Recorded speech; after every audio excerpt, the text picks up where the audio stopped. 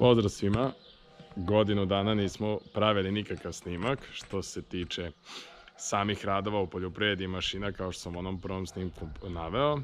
Razlog toga je što smo imali, ajde da kažemo, neke privatne stvari, dobili smo neke nove članove, međutim to sad nije bitno toliko da bi vas zamarao s tim.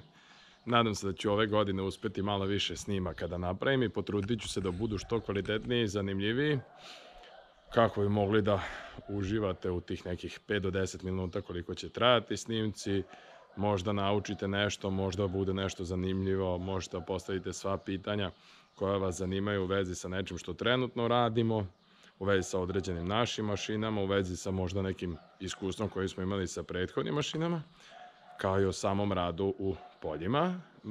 Kako je sad trenutno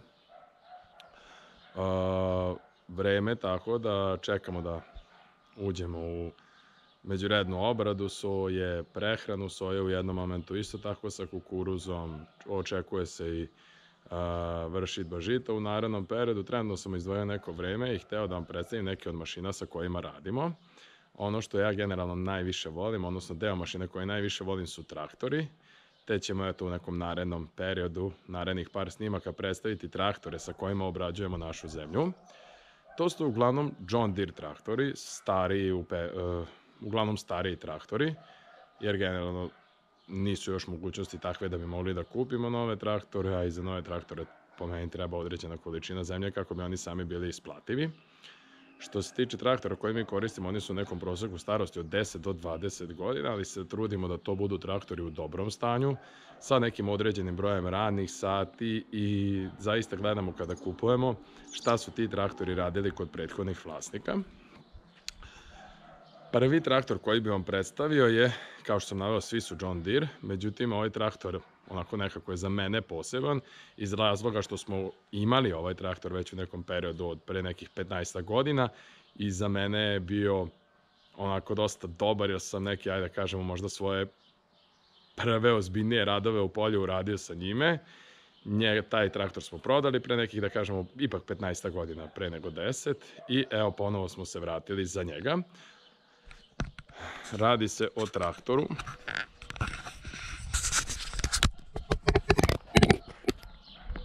John Deere 7810.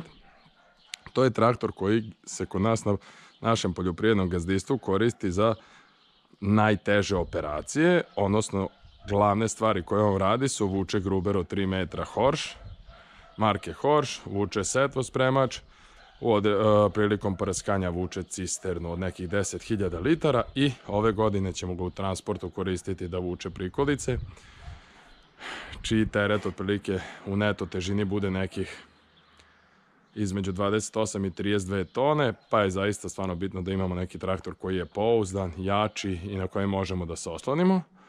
Ovaj traktor je proizveden 2000. godine. Ono što je kod ove serije karakteristično, generalno kod serije 7, 8, kada su u pitanju John Deere traktori, pa i onih starijih serija 47, 49, 55, to su traktori koji su proizvedeni u Americi, a ovo je inače moj kuca, mađarski kubas. Vajti, kaži nešto, dođi. On je proizveden u Deronjama u selu pored Tovariševa. Ajde, nemoj puno da nas zadržavaš. Sam traktor, kao što sam naveo, je proizveden u Americi, kao i modeli koje smo spomenuli. U određenoj seriji John Deere pokušao da napravi i seriju 7 u Nemačkoj, međutim to su bili 74-30, 75-30 i za te traktore neke povratne informacije i nešto sa foruma koje smo dobili da se nisu ni blizu pokazali kao ovi traktori proizvedeni u Americi. Što se tiče samog ovog traktora, odnosno ovog modela 7810, za njega sam počitajući na forumima kako evropskim, tako i američkim forumima, koji generalno onako dosta se zaista bave i najsitnijim detaljima kada su u pitanju traktori, najčešće sam pronašao da se za ovaj traktor govori da je to model koji je najbolji model koji je proizveden ikad u John Deere-ove fabrici. Različiti su razlozi, spominje se motor koji je dosta izdržljiv, menjač koji je dosta izdržljiv. Motor generalno u ovom modelu ovog tipa traktora jeste 8,1 litara i 175 konja. U jednom od narednih videa ću vam predstaviti traktor isto 7810 sa Comorel motorom sa nekih 200 konja i to je rađeno u jednoj seriji u 2003. godini. Ovi ostali su rađeni u redovnim motorima, pumpa dizna i uglavnom su bili 175 konja. Još nešto onako kada je ovaj traktor u pitanju jeste da kod nas nekako smo smatrali da je najbolje da sada nabavimo ovaj traktor iz razloga što ima dovoljnu konjažu, odnosno i više snage nego što je potrebno za rad sa težim operacijama. Opet nije preterano velik, lak je za manipulaciju u samom dvorištu, na njivi, lakše je za okretanje od prethodnih traktora koje smo imali 8 serije. I opet u transportu ima dovoljnu brzinu, što će nam zaista značiti.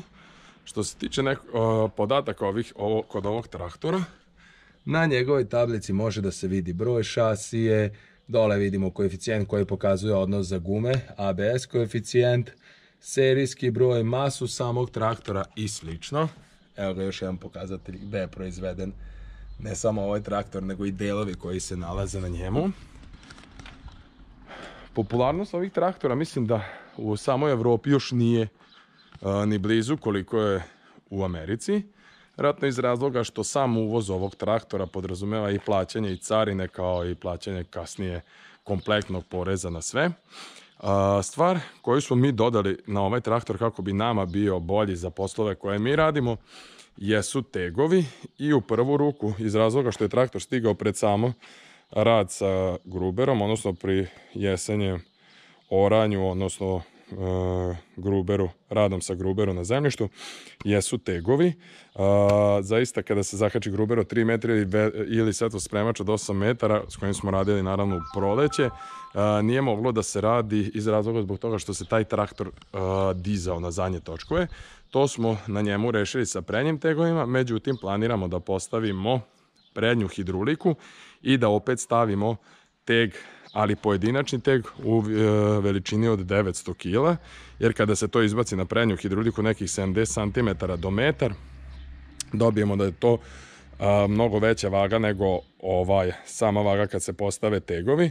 Ovdje generalno imamo 18 pojedinačnih tegova, što je 900 kg. Jedna zanimljiva razlika između tipova koji su išli na evropsko tržište i na američko je što evropski imaju u ovoj visini farove, a američki imaju u ovoj visini farove. Ono što mi zaista volimo kada imamo svaki traktor jeste da osvetljenje na njemu bude super. Uvek stavimo 2 rotacije, stavimo neke nove farove, pozabavimo se nekim detaljima kako bi taj traktor zaista bio lep i nama koji radimo s njim, a i zaista kad vidi neko volimo da to izgleda super, tako da se mnogo pozabavimo samim detaljima prilikom nekog njegovog sređivanja za naše potrebe. Ono što volimo da svi traktori imaju jeste automatska poteznica na koju kačemo prikolice, donja poteznica koja mora da bude posebno masivna iz razloga što zaista trpi veliko opterećenje, 4 izvoda za hidruliku i možda da kažemo jedina mana ovog traktora jeste što nema za sada kompresor. Za sada kažem što postoji mogućnost da ukoliko smatramo da nam je to neophodno, na njega ubacimo kompresor kako bi mogli da koristimo i sam vazduh prilikom vuče prikolica. I ono što bi se možda dodalo za neke teže operacije jesu tegove u točku. Tegovi u točkovima koje ovaj traktor nema. Evo bacit ćemo još jednom ovako pogled na sam traktor s polja. I onda ću vam pokazati kako izgleda njegova unutrašnjost.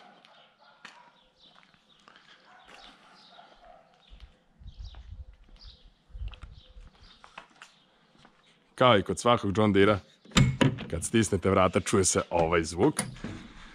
Sama unutrašnjost traktora je nekako slična kod svih John Deere-a ovog tipa, odnosno ovog godišta.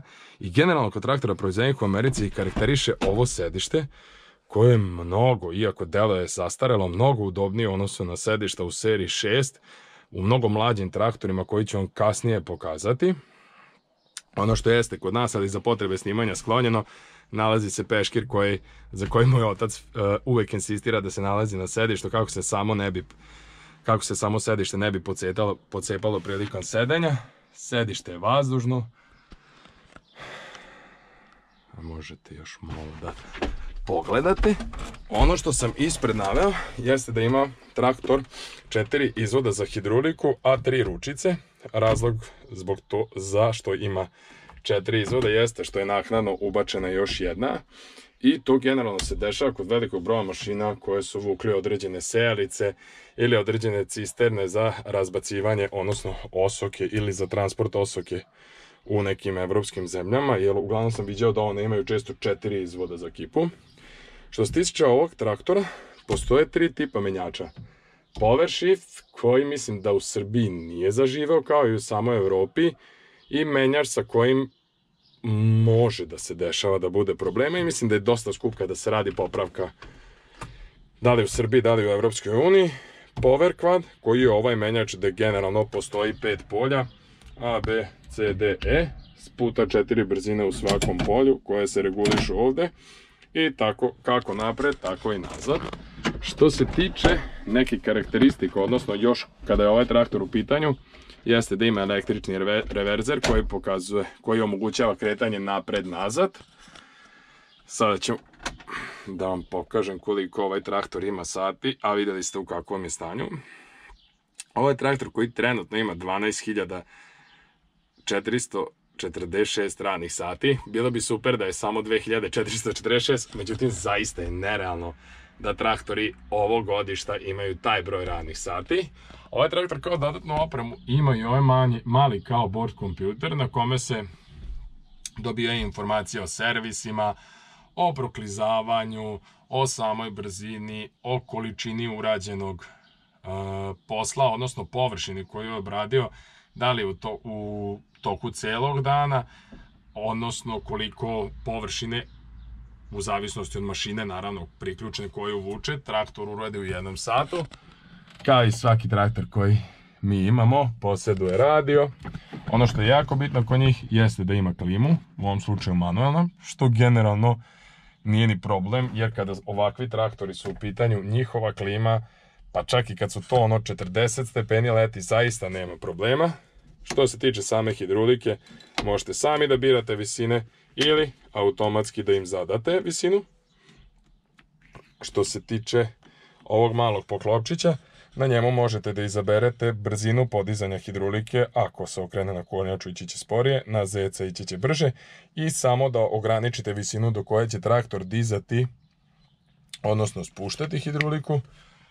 Broj obrtaja kardana koji se može vidjeti na kompjuteru i samo paljenje kardana, kao i broj obrtaja koji se reguliše ovde. I na kraju nešto što se nikad ne koristi, brisač.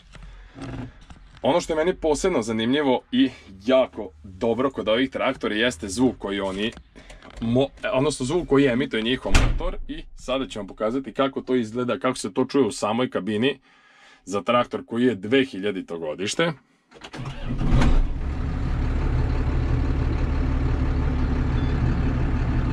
Generalno, samo ovaj motor zaista ima nešto posebno u sebi. Ono što je zanimljivo, a ne dolazi u John Deereovom paketu, je ova čaša u kojoj se nalazi određena krpa koja je napunjena tečnošću, koju je moj otac ubacio kako bi ovaj traktor imao poseban miris, odnosno kako bi se miris koji je bio u samom traktoru vremenom promenio, jer potrebno je neko vreme da se sam tapacirung i sve natopi kako bi traktor lepo mirisao. Sad ću probati da vam dočaram zvuk motora ovog traktora i pored samog auspuha.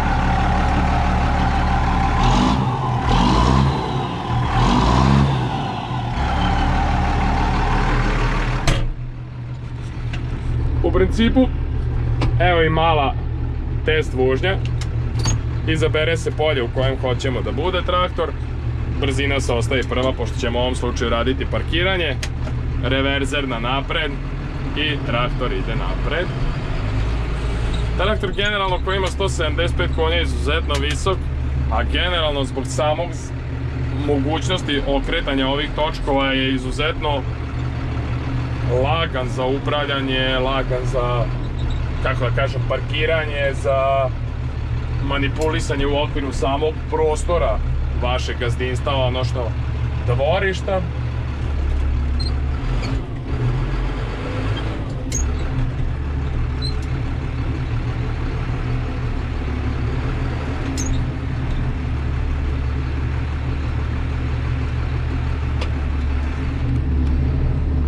To bi bilo to.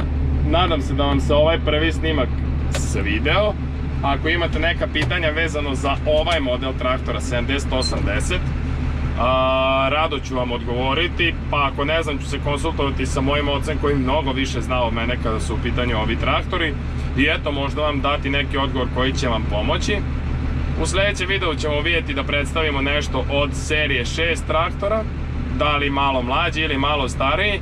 Međutim, svakako jedan model koji se nalazi ispred fabrike u Nemačkoj, John Deereove fabrike, i važi za najprodavaniji model za koji ću u sljedećem videu spremiti tačno podatak koliko je traktora proizvedeno i prodato od tog modela. Radi se o John Deere 6400. Pozdravljam i sve najbolje vam želim.